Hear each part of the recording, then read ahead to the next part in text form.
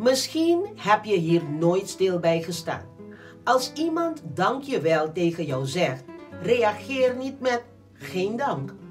Dankjewel is een krachtig woord en zit vol positieve energie. En als je onbewust reageert met geen dank, wijs je die energie af. Je sluit de deur voor iets moois dat recht op je afkomt.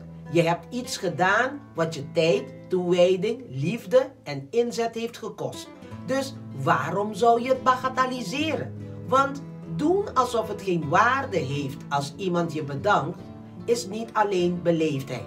Het is erkenning, het is een connectie, het is een heilig moment en je hebt het verdiend om het te ontvangen. Jij verdient dat dankjewel.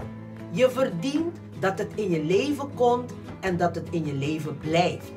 Dus als iemand het tegen jou zegt, beantwoord dan met heel je hart. Zeg dat het een plezier was.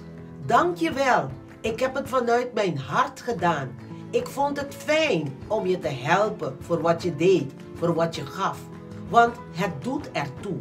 Raak er niet aan gewend om waarde te ontnemen aan wat je geeft. Zeg niet geen dank. Zeg het was een plezier.